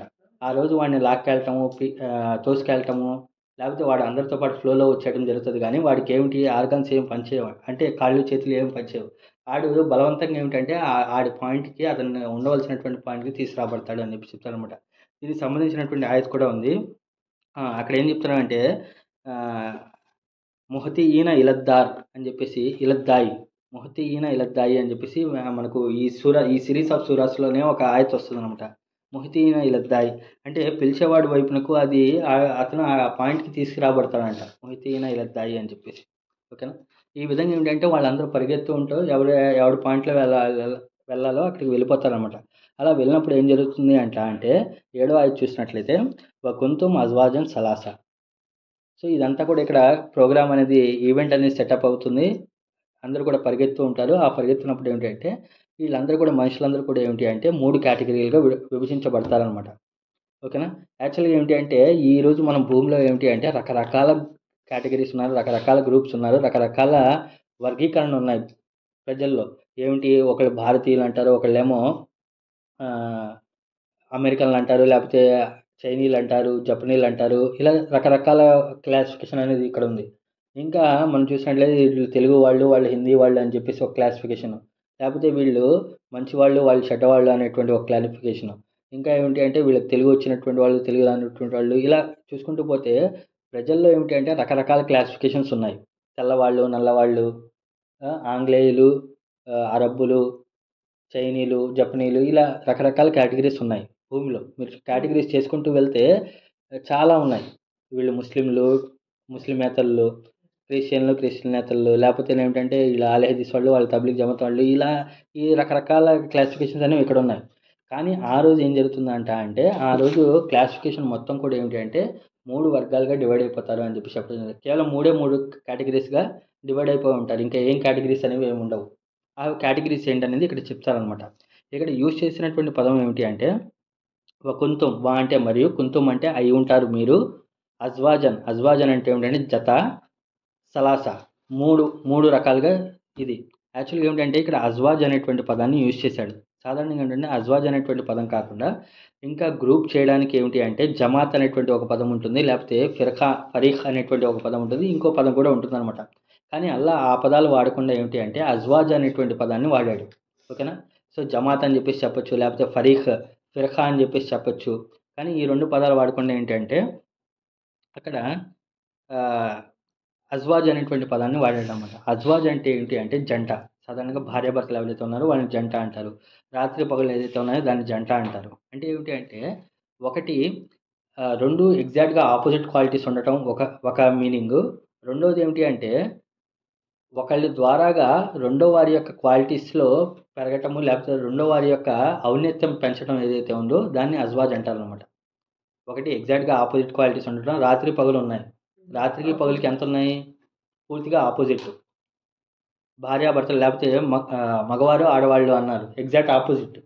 ఓకేనా? ఇలా ఆపోజిట్గా ఉన్నదాన్ని అజ్వాజ్ అంటారు, ఒక మీనింగ్. రెండోది ఏంటంటే అజ్వాజ్ అనేటువంటి పదానికి అర్థం ఏమిటి అంటే రెండవ దాని ద్వారా మొదటి దాని యొక్క ప్రాముఖ్యత పెరిగిపోవటం, లేకపోతే మొదటి దాని ద్వారా రెండవ దాని యొక్క ఔన్నత్యం పెరగటం ఏదైతే ఉందో దాన్ని జౌజ్ అని చెప్పేసి చెప్పడం జరుగుతుంది అనమాట. ఫర్ ఎగ్జాంపుల్, ఇప్పుడు రాత్రి యొక్క గ్రేట్నెస్ని మనం ఒప్పుకోవాలి అంటే పగలంటే ఏంటో తెలియాలి, చీకటి యొక్క వాల్యూ తెలియాలి అంటే వెలుతురు ఏంటో తెలియాలి, లేకపోతే వెలుతురు యొక్క వాల్యూ తెలియాలి అంటే చీకటి ఏంటో తెలియాలి. ఇలా ఒకదాని యొక్క రెండు క్వాలిటీ వల్ల రెండో దాని యొక్క క్వాలిటీ ఏమవుతుంది, రెండో దాని యొక్క ఇదేమవుతుంది, పెరుగుతూ ఉంటుంది. ఇది దీన్ని జౌజ్ అని చెప్పేసి చెప్తారనమాట. ఇక్కడ మామూలుగా యూజ్ చేసినటువంటి పదం ఏమిటి అంటే వకుంతుం, మరి మీరు అవుతారు, అజ్వాజన్, మీరు జంటలుగా విడిపోతారు అని చెప్పి చెప్పారనమాట. చెప్పిన తర్వాత మామూలుగా అరబిక్లో వాడేటువంటి పదం ఎలా ఉండాలి అంటే వకుంతుం సలాసతున్ అజ్వాజా అని చెప్పేసి చెప్పాలి. యాక్చువల్గా సెంటెన్స్ ఫామ్ అవ్వాలి అంటే వకుంతుం సలాసతున్ అజ్వాజా అని చెప్పి చెప్తే మరి మీరు 3 జంటలుగా చేయబడతారు అని చెప్పేసి చెప్పాలి. కానీ ఇక్కడ ఏం చెప్పాడు అంటే అజ్వాజన్ సలాసా అని చెప్పి చెప్పారు. మీరు జంటలుగా అవుతారు 3 విధాలుగా అంటారు. అంటే ఇక్కడ ఏం చేశాడు అంటే సర్ప్రైజ్గా ఏమిటి అంటే వినేవాడికి ఎలా ఉంటుంది అంటే మీరు జంటలుగా అవుతారు 3 అని చెప్పేసి అన్నాడు. అంటే ఈ సలాసా అనేటువంటి పదాన్ని ఏమిటంటే తాఖీర్ చేయటం, లేట్ చేయడం చేశారనమాట. అంటే ఒక సర్ప్రైజ్గా, అంటే వినేవాడికి ఏమిటి అంటే ఆశ్చర్యకరంగా ఉంటుందన్నమాట. మీరు జంటలుగా అవుతారు, కానీ ఈ జంటలు ఎన్ని ఉన్నాయి, మూడు కేటగిరీస్గా ఉంటాయి అని చెప్పి చెప్తారనమాట. అంటే తాఖీర్ చేసి దాన్ని ఒక సర్ప్రైజ్ని పెట్టాడనమాట ఒకటి. ఇప్పుడు అజ్వాజ్ అనేటువంటి పదం యూజ్ చేస్తారు కదా, 3 వర్గాలుగా అవుతారు అంటే ఒక దాని యొక్క వల్ల రెండో దాని యొక్క ఔన్నత్యం పెరగటం, ఎగ్జాక్ట్గా ఆపోజిట్గా ఉండటం కదా. ఇప్పుడు ఈ 3 గ్రూప్స్ ఎవరు, ఈ 3 గ్రూప్స్ ఎవరు, లేకపోతే ఈ జౌజ్ ఎవరు అంటే ఇక్కడ జౌజ్ అనేటువంటి పదానికి మనం కొంచెం ముందుకు వెళ్తే మనకు తెలుస్తుంది. అక్కడ ఎవరెవరు ఉంటారు, కుడిపక్షం వాళ్ళు, ఎడంపక్షం వాళ్ళు. ఇప్పుడు కుడిపక్షం వాళ్ళు ఎడంపక్షం వాళ్ళు చూసినట్లయితే వీళ్ళిద్దరు ఎగ్జాక్ట్ ఆపోజిట్గా ఉంటారు. వీళ్ళ యొక్క ఆలోచనలో, వీళ్ళ యొక్క ప్రవర్తనలో, వీళ్ళ యొక్క విశ్వాసంలో, వీళ్ళ యొక్క మంచి పనుల్లో ఏమిటి అంటే కుడిపక్షం వాళ్ళు ఎడంపక్షం వాళ్ళు రెండు సమానం అవుతారా? అవరు. సో కుడిపక్షం వాళ్ళు ఏమిటంటే మంచి పనులు చేసుకుంటూ దేవుణ్ణి విశ్వసించి ఈ పనులు చేసుకుంటూ ఇలా వెళ్తూ ఉంటే, ఎడంపక్షం వాళ్ళు ఏమిటి అంటే దేవుణ్ణి విశ్వసించకుండా చెడు పనులు చేస్తూ ఈ విధంగా ఉన్నారన్నమాట. వీళ్ళిద్దరు ఏమయ్యారు, ఎగ్జాక్ట్గా ఆపోజిట్గా ఉన్నారు. ఇది ఒక జంట అయిందనమాట. రెండోది ఏమిటి అంటే ఈ అవిశ్వాసుల్లో కూడా, అంటే చెడ్డవాళ్ళలో కూడా కొంతమంది ఎక్స్ట్రీమ్ పీక్లో ఉన్నటువంటి వాళ్ళు ఉంటారు. అంటే ఒకళ్ళు సాధారణ అవిశ్వాసి ఒకడు ఉంటాడు, ఇంకొకరు ఏమిటంటే ఎక్స్ట్రీమ్గా కాఫీర్. ఇలాంటి వాళ్ళ వల్ల ఏమవుతుంది అంటే ఇతను ఎంతైతే తిరస్కార వైఖరి చేస్తూ ఉంటాడో, లేకపోతే విశ్వాసుల్ని ఎంతైతే అతను ఆటంకపరుస్తూ ఉంటాడో, అటు పక్కన విశ్వాసుల యొక్క స్థాయి ఏమవుతూ ఉంటుందంటే అది పెరుగుతూ ఉంటుంది అనమాట. అబుల్ హబ్ కానీ, అబూ జహల్ కానీ, లేకపోతే ఇంకా మనం ముందుకు వెళ్తే మూసా అలైహిస్సలాం గాథలో ఫిరౌన్ కానివ్వండి. సో ఈ ఫిరౌన్ ఎంతైతే ఎక్కువగా టార్చర్ పెట్టడం జరిగిందో, ఇక్కడ విశ్వాసుల యొక్క స్థాయి ఏమవుతూ ఉంటుంది, పెరుగుతూ ఉంటుంది. సో దాంట్లో ఏమిటి అంటే ఫిరౌన్ దాంట్లో ఆ మెజిషియన్స్ ఎవరైతే ఉన్నారో, అక్కడ ఉన్నటువంటి ఎవరు మాంత్రికులు ఎవరైతే ఉన్నారో వాళ్ళు మేము మొట్టమొదటి ముస్లింలు అని చెప్పి వాళ్ళకి చెప్పున్నారనమాట. అంటే అతను ఎంత టార్చర్ చేసినా సరే దానికి వాళ్ళ యొక్క విశ్వాసం అనేది మరింత పెరుగుతుందన్నమాట. అలాగే ఏమిటంటే అస్హాబుల్ కహఫ్, గుహవాసులు ఎవరైతే ఉన్నారో ఆ గుహవాసులు కూడా ఏమిటి అంటే వాళ్ళు దీనికి ఎగ్జాక్ట్గా ఆపోజిట్ అనమాట. అంటే ఈ అవిశ్వాసులకి విరుద్ధంగా ఉన్నటువంటి ఆలోచనలు వీళ్ళలో ఉంటాయన్నమాట. సో ఈ విధంగా ఏమిటంటే ఎడంపక్షం వాళ్ళు ఒక వర్గం ఉన్నా సరే వాళ్ళకి కాంప్లిమెంటరీగా, అంటే వాళ్ళకి ఆపోజిట్గా, ఎగ్జాక్ట్ ఆపోజిట్గా ఏమిటి అంటే కుడిపక్షం వాళ్ళు ఉంటారు. ఇంకా ఈ అవిశ్వాసుల్లో ఎడంపక్షం వాళ్ళు చేసినటువంటి టార్చర్ని, లేకపోతే వాళ్ళు చేసినటువంటి అవిశ్వాస వైఖరికి ఏమిటి అంటే ఇటు విశ్వాస వైఖరిలో ఏమిటంటే కొంచెం ముందుకు వెళ్ళినటువంటి వాళ్ళు కూడా ఉంటారనమాట. అంటే వీళ్ళ వల్ల వీళ్ళ యొక్క క్వాలిటీ ఏమవుతుంది, ఇంకా పెరుగుతుంది. అది ఈ విధంగా దాని యొక్క అస్వాజ్ అని చెప్పేసి చెప్పడం జరుగుతుంది అనమాట. ఓకేనా? ఇలా ఎంతమంది ఉంటారంటే 3 ఉంటారు అని చెప్పి చెప్పడం జరుగుతుంది అనమాట. అర్థమవుతుందా ఇక్కడ దాకా? అజ్వాజన్ సలాసా అంటే చెప్పడం అర్థం ఏంటి అంటే ఇప్పుడు మనము ఎవరైతే విశ్వాసులు ఎవరైతే ఉన్నారో అవిశ్వాసులు చేస్తున్నటువంటి పనులకి ఏడుస్తూ కూర్చోవాల్సినటువంటి అవసరం లేదు, బాధపడాల్సినటువంటి అవసరం లేదు. వాళ్ళు చేస్తున్నటువంటి పనులకి మన యొక్క ఔన్నత్యం పెరుగుతూ ఉంటుంది, మన యొక్క గొప్పతనం పెరుగుతూ ఉంటుంది, లేకపోతే మన యొక్క వాల్యూ పెరుగుతూ ఉంటుంది అని చెప్పి ఆలోచించాలన్నమాట. ఓకేనా? ఈ విధంగా ఇదనమాట. ఇంకా ఈ అజ్వాజ్ అనేటువంటి వాళ్ళని ఏమిటి అంటే ఎవరైతే మన సహోద్యోగులు ఎవరైతే ఉన్నారో వాళ్ళని కూడా జౌజ్ అని చెప్పి చెప్తారు. లేకపోతే ఎవరైతే క్లాస్మేట్స్ ఎవరైతే ఉన్నారో, లేకపోతే పని దగ్గర సమానంగా ఉన్నటువంటి వాళ్ళు ఎవరైతే ఉన్నారో వాళ్ళందరినీ కూడా జౌజ్ అనేటువంటి పదంతో యూజ్ చేస్తారనమాట. ఓకేనా. ఇది వకుంతుం అజ్వాదన్ సలాచ 3 వర్గాలుగా అవుతారు అని చెప్పి చెప్తానమాట. ఇక్కడ చూస్తే తర్వాత అస్హాబుల్ మైమనతి మా అస్హాబుల్ మైమన 8వ ఆయతు 8వ ఆయతు అస్హాబుల్ మైమనతి మా అస్హాబుల్ మైమన. సో ఇక అస్హాబ్ అంటే ఏంటంటే సొహబత్ అనేటువంటి పదం నుండి వస్తుంది. సొహబత్ అంటే ఒక మొత్తం గ్రూపు, ఒక కేటగిరీ. స్వాద్ హేబే అనేటువంటి పదంతో వచ్చిందనమాట. స్వాద్ హేబే అనేటువంటి పదానికి అర్థం ఏమిటంటే సియాబ్ అనేటువంటి పదం దీని నుండే వస్తుందన్నమాట. అంటే ఏంటంటే బట్టలు, మనం ఏదైతే బట్టలు తొడుక్కుంటామో, లేకపోతే మనం ఏదైతే మనతో పాటుగా ఉంటారో వాళ్ళందరినీ కూడా సహాబ్ అని చెప్పి చెప్తారనమాట. అస్హాబ్ అంటే ఏమిటంటే మనతో పాటు ఎప్పుడుగా ఉండేటువంటి వాళ్ళు ఎవరైతే దాన్ని. అలాగే సహాబా అనేటువంటి పదం కూడా ఇక్కడ నుండే వస్తుందన్నమాట. అంటే ప్రవక్తతో పాటు ఉన్న వాళ్ళు ఎవరైతే ఉన్నారో వాళ్ళని సహాబా అంటారనమాట. ఇప్పుడు అస్హాబుల్ మైమన అంటే కుడిపక్షం వాళ్ళు. మైమన అనేటువంటి పదానికి యమీన్ అనేటువంటి పదం నుండి వస్తుంది. యా మీమ్ అనేటువంటి అక్షరాల నుండి వస్తుందన్నమాట. ఎమ్ అనేటువంటి పదం కానీ, లేకపోతే మైమన అనేటువంటి పదం నుండి వస్తుందన్నమాట. మైమన అనేటువంటి పదానికి అర్థం ఏమిటి అంటే ఏదైతే అధికారం కలిగి ఉండటము, క్యాపబిలిటీ కలిగి ఉండటము, సామర్థ్యం కలిగి ఉండటము, ఇంకా అభివృద్ధి చెందేటువంటి వాళ్ళు ఎవరైతే ఉన్నారో వాళ్ళని మైమన అని చెప్పేసి చెప్పడం జరుగుతుందన్నమాట. ఇంకా మైమన అనేటువంటి పదానికి ఏంటంటే యమీన్ అనేటువంటి పదం నుండి తీసుకుంటే కుడి చేతి వాళ్ళు అని చెప్పేసి, కుడి పక్షం ఉన్నటువంటి వాళ్ళు అనేటువంటి అర్థంలో కూడా వస్తుందన్నమాట. ఇంకా ఎమ్ అనేటువంటి పదానికి ఇంకా అర్థం ఏమిటి అంటే ఎవరైతే మాట ఇచ్చి మాట మీద నిలబడతారో వాళ్ళని ఎమ్మి అనేటువంటి పదంతో యూజ్ చేస్తారనమాట.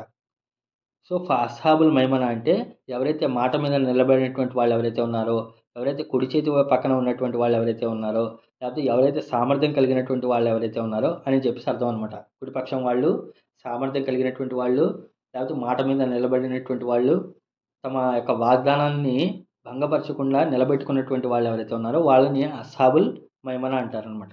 ఓకేనా. వీళ్ళందరి కేటగిరీ అంతా ఒకటే అనమాట. సో అస్హాబుల్ మైమనతి మా అస్హాబుల్ మైమన. మా అంటే క్వశ్చన్ మార్క్ ఏమిటి, అస్హాబుల్ మైమన కుడిపక్షం వాళ్ళు ఏమిటి, అసలు ఆ కుడిపక్షం వాళ్ళు అంటే నీకేం తెలుసు, లేకపోతే కుడిపక్షం వాళ్ళ గురించి వాళ్ళు ఎంత అదృష్టవంతులు అని చెప్పి చెప్తారనమాట. మా అనేటువంటి పదాన్ని యూజ్ చేశారు. కుడిపక్షం వాళ్ళు ఎంత గొప్పవాళ్ళు ఆ కుడిపక్షం వాళ్ళు అని చెప్పేసి చెప్పడం జరుగుతుంది అనమాట. ఓకేనా. ఇంకా ఈ కుడిపక్షం అనేటువంటి పదాన్ని ఏదైతే ఉందో దాన్ని గౌరవార్థం కూడా, లేకపోతే గౌరవం కోసం యూజ్ చేస్తారనమాట. అంటే ఏమిటంటే ఫర్ ఎగ్జాంపుల్ కుడి చేతి వైపు కూర్చోవడం, లేకపోతే కుడిపక్షం ఏదైతే ఉందో అదంతా గౌరవానికి సూచించినటువంటి విషయం అనమాట. హుందాతనానికి యూజ్ చేసేవాళ్ళు అనమాట. ఇంకా ఏమిటి అంటే డైరెక్ట్గా చెప్పేస్తాను, దాని తర్వాత ఇవన్నీ కలిపి చెప్పేస్తాను చూడండి. కుడిపక్షం వాళ్ళు ఎవరైతే ఉన్నారో సో ఎందుకు వీళ్ళు కుడిపక్షం వాళ్ళని ఎందుకు అని చెప్పేసి అన్నారు అంటే, సో ఎవరి కర్మల పత్రం అయితే కుడి చేతిలో ఇవ్వబడతాయో వాళ్ళు కుడిపక్షం వాళ్ళు అని చెప్పేసి అనమాట. అంటే ఎవరి చేతిలో కుడిపక్షం అంటే ఆ రోజు కర్మల పత్రం ఏదైతే ఉందో వాళ్ళని కుడి చేతి పక్షంలో ఇస్తారు అని చెప్పి చెప్పారు కాబట్టి వాళ్ళు కుడిపక్షం వాళ్ళు. ఇంకా స్వర్గం కుడి చేతి వైపు ఉంటుంది, కుడి చేతి వైపు వెళ్తారు అని చెప్పేసి కుడిపక్షం వాళ్ళు అని చెప్పి చెప్తారనమాట. సో వీళ్ళ యొక్క గొప్పతనం ఏంటి, వీళ్ళ యొక్క గ్రేట్నెస్ ఏమిటి అంటే మనకు ఇంకా సూరాల్లో సూర్య ఖియామాలో అనుకుంటాను. సో వాళ్ళు ఏం చేస్తారు అంటే ఈ కుడిపక్షం వైపు ఉన్నటువంటి వాళ్ళు డైరెక్ట్గా అల్లాను చూస్తూ ఉంటారంట. కుడిపక్షం వైపు ఉన్నటువంటి వాళ్ళని వాళ్ళు డైరెక్ట్గా అల్లా యొక్క దర్శనం అనేది, అల్లా యొక్క చూపు అనేది వాళ్ళపై కనబడిస్తూ ఉంటుంది అని చెప్పి చెప్తారనమాట. ఓకేనా. సూర్య ఖియామాలో ఉంటుంది. ఒకసారి చూడండి, ఒకసారి పరిశీలించండి. ఇక్కడ ఎక్కడ ఉందో నేను రాసుకోలేదు కానీ వాళ్ళు డైరెక్ట్గా ఉంది, మనకు ఆల్రెడీ మనం చదివాం అది. వాళ్ళు అక్కడ డైరెక్ట్గా చూస్తూ ఉండడం, తమ ప్రభు యొక్క ఇది చూస్తూ ఉంటారు, ఎత్తైనటువంటి ఆసనాలపై కూర్చొని చూస్తూ ఉంటారు అనేటువంటి విషయం అక్కడ వస్తుందన్నమాట. ఓకేనా ఇది. సో దాని తర్వాత ఎడమ పక్షం వాళ్ళకి ఈ అవకాశం ఉండదన్నమాట. ఎడమ పక్షం వాళ్ళ యొక్క పరిస్థితి ఎలా ఉంటుంది అంటే, సో వాళ్ళు కుడిపక్షం వాళ్ళు అల్లా వైపును చూస్తూ ఉంటారు, కానీ ఎడమ పక్షం వాళ్ళకి ఏమిటి అంటే అల్లా ఏమంటాడంటే లా ఎన్సులునా ఇలేహి, నేను అలాంటి వారి వైపు చూడను అంటారు అనమాట. వాళ్ళని నేను మగ్ఫిరా కూడా చేయను, వాళ్ళ వైపు కూడా నేను చూడను అంటారనమాట. అంటే ఇక్కడ డిఫరెన్స్ ఏమొస్తుంది అంటే కుడిపక్షం వాళ్ళు ఏమిటంటే స్వతహాగా వాళ్ళు చూస్తూ ఉంటారు, ఆ బ్లెస్సింగ్స్లో ఆ అనుగ్రహంలో వాళ్ళు ఉంటారు. ఎడంపక్షం వాళ్ళకి ఏమిటి అంటే అల్లా వాళ్ళ వైపు చూడడు, వీళ్ళు కూడా అల్లాని చూసేటువంటి అవకాశం ఉండదు అని చెప్పి చెప్పడం జరుగుతుంది అనమాట. సో అస్హాబుల్ మైమనతి మా అస్హాబుల్ మైమన, కుడి పక్షం వాళ్ళు ఎంత అదృష్టవంతులు ఆ కుడి పక్షం వాళ్ళు అని చెప్పి చెప్పడం జరుగుతుంది అనమాట. ఎవరైతే వాగ్దానాలు నిలబెట్టుకున్నారో, ఎవరి కర్మల పత్రం అయితే కుడి చేతిలో ఇవ్వబడుతుందో వాళ్ళు. ఓకేనా ఇది. దాని తర్వాత అస్హాబుల్ మషమతి మా అస్హాబుల్ మషమ. అంటే మరియు అస్హాబుల్ మషమ అంటే మషమ అనేటువంటి పదము ఎడమ వైపు లేకపోతే అవతలి వైపు, మషమ, ఎడం వైపు మా అస్హాబుల్ మషమ, ఈ ఎంత దౌర్భాగ్యులు వీళ్ళు ఎడం పక్షం వాళ్ళు అని చెప్పేసి చెప్పడం జరుగుతుంది అనమాట. సో సాధారణంగా ఏమిటి అంటే ఇది ఈ కుడివైపు ఎడం వైపు అని చెప్పేసి ఎందుకు చెప్పడం జరుగుతుంది అంటే అరబ్ కాలంలో వాళ్ళ యొక్క ఇదేదైతే ఉందో వాళ్ళ యొక్క సెంటిమెంట్ ఏదైతే ఉందో అదే సెంటిమెంట్ని అల్లా వాళ్ళకి విరుద్ధంగా వాడాడనమాట.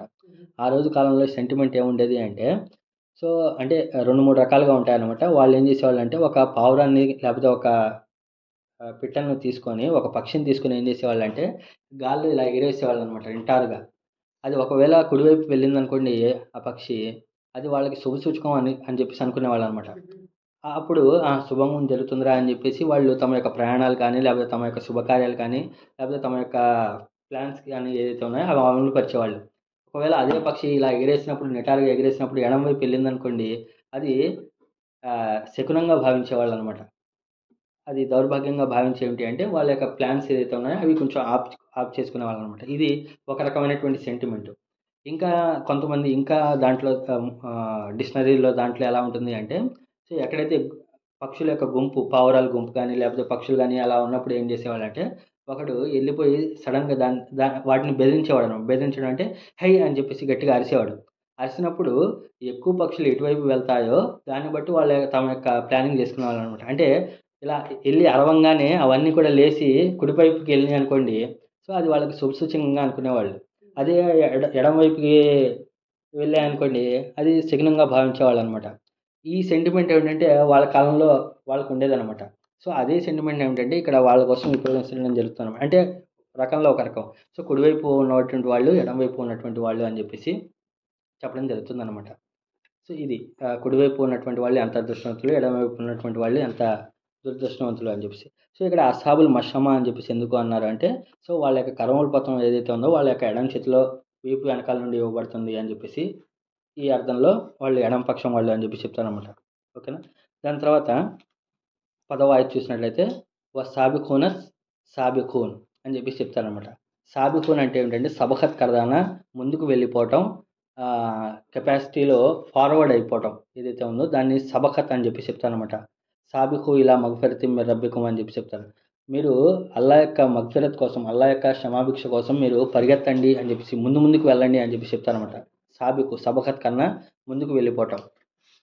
సాబిఖూన సాబిఖూన్ ముందుండేటువంటి వాళ్ళు అని చెప్పి చెప్తారనమాట. అంటే యాక్చువల్లీ ఇక్కడ ఏంటి అంటే ఈ అరబిక్ టెర్మినాలజీ ఎలా ఉంటుంది అంటే ఇక్కడ ఉన్నటువంటి ట్రాన్స్లేషన్ లాగా ఉండదు, దాన్ని ఫీల్ అవ్వాలన్నమాట. అదేమిటి అంటే భావార్థం మాత్రమే మనం చెప్పగలం కానీ అక్షరార్థంలో తీసుకుంటే దాని యొక్క ఫీల్ అనేది మనకు ఉండదు అనమాట. ఇక్కడ సాబిఖూన్, అస్సాబిఖూన్ అస్సాబిఖూన్ అంటే రెండు సేమ్ పదాలు అనమాట. అస్సాబిఖూన్ అస్సాబిఖూన్ ఏం తేడా లేదు. వావ్ అనేటి ఒకటి పెట్టేసి ముందు అస్సాబిఖూన్ అస్సాబిఖూన్ అన్నారు. ఓకేనా. ఇక్కడ చూస్తారా జాగ్రత్త మీరు, ఏం తేడా లేదు, రెండు పదాలు కూడా సేమ్ పదాలు. ఎక్కడైనా సరే అరబిక్లో రెండు పదాలు సేమ్ పదాలు పక్కపక్కన వచ్చాయి అంటే అది అమితమైనటువంటి ఆనందంలో, అమితమైనటువంటి గౌరవార్థంగా లేకపోతే అమితమైనటువంటి జాయ్తో చెప్పేటువంటి విషయాలు అనమాట. ఫర్ ఎగ్జాంపుల్ మీరు ఎయిర్లైన్స్లో కానీ లేకపోతే ఎక్కడైనా మీరు వెళ్ళినప్పుడు అమెరికాలో వెళ్ళినట్టు స్వాగతం సుస్వాగతం అంటాం కదా. మనం ఏమంటాం, ఎవరైనా వస్తే స్వాగతం రండి రండి అని చెప్పి చెప్తాం కదా. అలాగే వాళ్ళు ఏమిటి అంటే మరహబా మరహబా అంటారనమాట. వెల్కమ్ వెల్కమ్ అంటారు, రెండు సార్లు చెప్తారు. ఎవరైనా ఆనందంలో ఉన్నప్పుడు ఏమిటి అంటే ఎవరైనా చూసానుకోండి రెండు సార్లు అంటాం. ఒకసారి చెప్పచ్చుగా, 2 సార్లు ఎందుకు చెప్తాం, ఆనందంతో చెప్తాం అనమాట. ఇంకా ఏమిటి అంటే ఆ రోజు స్వర్గవాసులు స్వర్గంలోకి వెళ్ళినప్పుడు వకీలన్ సలామన్ సలామా అంటారు. వకీలన్ సలామన్ సలామా, ఒకసారి చెప్పచ్చుగా సలాం అనేది, లేకపోతే రెండు సార్లు ఎందుకు చెప్తున్నారు అంటే అది అమితమైనటువంటి ఆనందంతో ఆ పట్టరానటువంటి సంతోషంలో ఏమిటి అంటే పదాలు రెండు సార్లు వచ్చేస్తూ ఉంటాయి అనమాట. ఇక్కడ ఏమిటి అంటే వస్సాబిఖూన్ సాబిఖూన్ అస్సాబిఖూన్ అస్సాబిఖూన్ ముందుండే వాళ్ళు అని చెప్పి చెప్తున్నాను అనమాట. యాక్చువల్గా ఏంటి అంటే ఇది ఎవరు చెప్తున్నారు అంటే అల్లా చెప్తున్నాడు. ఓకేనా, అల్లాయే చెప్తున్నాడు. అస్సాబిఖూన్ అంటే అల్లాయే సంతోషంగా వీళ్ళు ముందున్నటువంటి వాళ్ళు అని చెప్పి చెప్తున్నాడు అనమాట.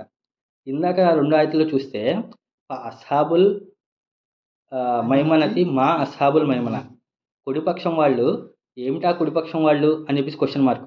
రెండోది అస్హాబుల్ మషమతి మా అస్హాబుల్ మషమ, ఎడంపక్షం వాళ్ళు ఎవరా ఎడంపక్షం వాళ్ళు అంటే క్వశ్చన్ మార్క్ పెడుతున్నాడంటే అర్థం ఏమిటి అంటే నువ్వు ఆలోచించు, ఎవరా కుడిపక్షం వాళ్ళు, ఎవరా ఎడం పక్షం వాళ్ళు, మీరు ఆలోచించండి అని క్వశ్చన్ మార్క్ అక్కడ.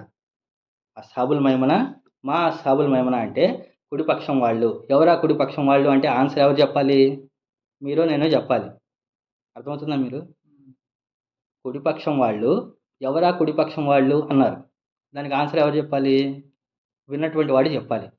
ఎడం పక్షం వాళ్ళు, ఎవరా ఎడం పక్షం వాళ్ళు అని చెప్పేసి అక్కడ ఉంది ఆయత్తు. అంటే దానికి ఆన్సర్ ఎవరు చెప్పాలి? మనం చెప్పుకోవాలి. ఎవరనేది మనం ఆలోచించాలి, మనం థింక్ చేయాలి. కానీ ఇక్కడ అలా లేదు. అస్సాబిఖూన్ అస్సాబిఖూన్, కుడిపక్షం వాళ్ళు, ముందుండేటువంటి వాళ్ళు, ముందుండేటువంటి వాళ్ళు.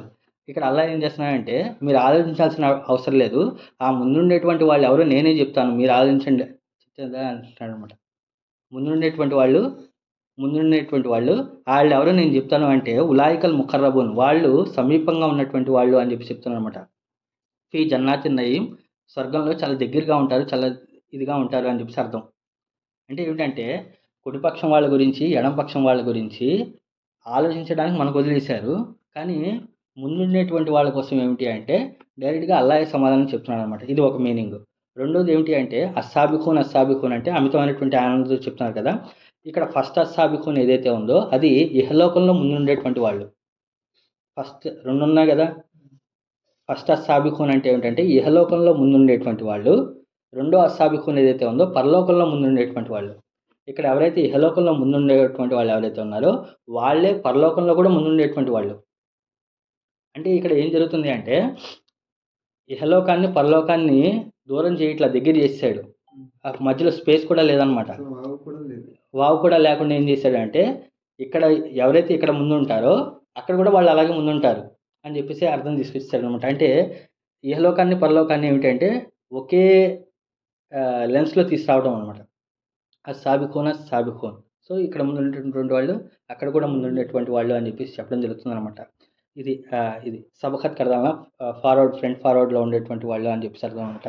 సో ఈ ముందుండేటువంటి వాళ్ళు ఎవరంటే సో వీళ్ళు అమితంగా ఎవరైతే అవిశ్వాసుల యొక్క రాపిడి జరిగినా సరే ప్రతి విషయంలో కూడా ఏమిటి అంటే ఎక్కడా కూడా జంకకుండా, ఎక్కడా కూడా వెనక్కి తిరగకుండా ఏమిటి అంటే ప్రతి విషయంలో కూడా ముందుండేటువంటి వాళ్ళు అని అర్థం అనమాట. ఇంకా ఏమిటి అంటే సాధారణంగా మనం ఏం చేసుకుంటామంటే మన దాంట్లో ఏంటంటే ఫర్ ఎగ్జాంపుల్ ఎవరిదైనా ప్రోగ్రెస్ రిపోర్ట్ చూసామనుకోండి, ఒకళ్ళు మ్యాథ్స్లో కొంచెం ముందుంటాడు, లేకపోతే ఒకడు సైన్స్లో ముందుంటాడు, లేకపోతే ఒకడు ఫిజిక్స్లో ముందుంటాడు, ఇలా ఉంటుందన్నమాట. కానీ ఈ అస్సాబిఖూన్ అనేటువంటి వాళ్ళ క్యారెక్టర్ ఏమిటి అంటే ప్రతి విషయంలో ముందుంటారు అంటున్నారు అనమాట. అంటే జకాత్ ఇచ్చేటువంటి విషయంలోనో, లేకపోతే దావత్ చేసేటువంటి విషయంలోనో, లేకపోతే ఏదైనా సాక్రిఫైస్ చేసేటువంటి విషయంలోనో, అంటే ఏదో ఒక వర్గంలోనే, అంటే డబ్బులు ఖర్చు అయ్యేటువంటి విషయంలోనే నేను ముందుంటాను, నమాజ్ చదివేటువంటి విషయంలో లేకపోతే వేరే విషయంలో వెనకాల ఉంటాను అని కాదు అనమాట. ఈ అస్సాబిఖూన్ అనేటువంటి కేటగిరీ ఎలా ఉంటారంటే ప్రతి విషయంలోనూ ముందుంటారనమాట. అంటే అది ఏ పనైనా సరే, ధర్మం సంబంధించినటువంటి, విశ్వాసానికి సంబంధించినటువంటి ఏ విషయం అయినా సరే వాళ్ళు అన్నింటిలోనూ ముందుంటారు అని అర్థం. అస్సాబిఖూన్ అనేటువంటి పదం ఏంటంటే ఒక విషయంలో ముందుండి రెండో విషయంలో వెనకాల ఉండటం ఇలాంటివి ఏమి ఉండవు అనమాట. ప్రతి విషయంలో కూడా వాళ్ళు ముందుంటారు, అలాగే పరలోకంలో కూడా వాళ్ళు ముందుంటారు అని చెప్పి చెప్పడం జరుగుతుంది అనమాట. అలాంటి వాళ్ళు ఎక్కడ ఉంటారు అంటే ఉలాయికల్ ముఖర్రబూన్, అలాంటి వారు చాలా కురుబ్ అనేటువంటి పదం నుండి వస్తుంది. చాలా దగ్గరగా ఉంటారు, సాన్నిధ్యానికి దగ్గరగా ఉంటారు. ఫీ జన్నాతిన్ నయీం, మరియు వారు స్వర్గ సుఖాలలో కలకాలం ఉంటారు అని చెప్పి చెప్పడం జరుగుతుంది అనమాట. ఇన్షాల్లా ఇక్కడ 11వ ఆయత దగ్గర నుండి మనం వచ్చే వారం క్లాస్లో మళ్ళీ మాట్లాడుకునేటువంటి ప్రయత్నం చేద్దాం. సో ఈరోజు చెప్పినటువంటి విషయాలు ఏదైతే ఉన్నాయో అది తీర్పు దినం కోసం ఈవెంట్ సెట్ చేయడానికి విషయాలు ఏదైతే ఉన్నాయో ఆ రోజు భూమి తన పూర్తి కంపనతో, తీవ్రమైనటువంటి కంపనతో కంపిస్తూ ఉంటుంది. దాని యొక్క అది నిరుపయోగంగా, వీక్గా అయిపోతుంది. దాని తర్వాత ఆ రోజు పర్వతాలు ఏదైతే ఉన్నాయో పొడిగా పిండిగా మార్చివేయబడతాయి. సో ఆ రోజు ఆ దుమ్ము ధూళి ఏదైతే ఉందో నలువైపులుగా వ్యాపించబడుతుంది. సో ఇదంతా కూడా ఏమిటి అంటే ఆ పెద్ద గ్యాదరింగ్కి, ఆ పెద్ద మాస్ గ్యాదరింగ్కి మైదానం సెట్ చేయడం అనమాట, గ్రౌండ్ని ప్రిపేర్ చేయడం కోసం. దాని తర్వాత ఆ రోజు ఏమవుతుంది అంటే 3 వర్గాలుగా ప్రజలందరూ కూడా విభజించబడతారు. ఈరోజు ఇక్కడ ప్రపంచంలో ఎన్ని వర్గాలు ఉన్నా సరే ఆ రోజు ఉండేటువంటి వర్గాలు ఏమిటంటే కేవలం 3. ఆ 3 వర్గాలు ఏమిటంటే ఒకళ్ళు కుడిపక్షం వాళ్ళు, రెండోది ఎడం పక్షం వాళ్ళు, మూడోది ముందుండేటువంటి వాళ్ళు. సో వీళ్ళు కుడిపక్షం ఎడం పక్షం ముందుండేటువంటి వాళ్ళు ఏమిటి అంటే అజ్వాజ్ అనేటువంటి పదం యూజ్ చేయడం వల్ల వాళ్ళకి చాలా విరుద్ధం ఉంటుంది. అంటే విరుద్ధమైనటువంటి క్వాలిటీస్ ఉంటాయి. అలాగే ఒక వారి యొక్క స్థితి వల్ల ఏమిటంటే రెండో వారి యొక్క అంతస్తు పెరుగుతూ ఉంటుందన్నమాట. ఇది వకుంతుం అస్వాదం సలాస. సో కుడిపక్షం వాళ్ళు ఉంటారు, ఎంత అదృష్టవంతులు వాళ్ళు కుడిపక్షం వాళ్ళు, ఎడంపక్షం వాళ్ళు ఉంటారు, ఎంత దౌర్భాగ్యులు వాళ్ళు ఎడంపక్షం వాళ్ళు. సో మరి ముందుండేటువంటి వాళ్ళు ముందే ఉంటారు ఇహలోకంలోను పరలోకంలోను. అలాంటి వారు అల్లాకు సమీపంగా ఉంటారు అనేటువంటి విషయాన్ని చెప్పడం జరుగుతుందన్నమాట. కాబట్టి అల్లా మీకు నాకు మనందరికీ కూడా మరింత ఖురాన్‌ని మరింత బాగా అర్థం చేసుకునే భాగ్యాన్ని ప్రసాదించుగాక. మరి మమ్మల్ని అందరినీ కూడా ముందుండేటువంటి వాళ్ళలో స్థానం కల్పించమని చెప్పేసి స్థానం కల్పించాలని చెప్పి ఆశిస్తున్నాము. అల్లాహుమ్మ రబ్బీ జిద్నీ ఇల్మా, అల్లాహుమ్మ రబ్బీ జిద్నీ ఇల్మా, అల్లాహుమ్మ రబ్బీ జిద్నీ ఇల్మా. ఓ అల్లా మాకు మరింత జ్ఞానాన్ని ప్రసాదించు. ఓ అల్లా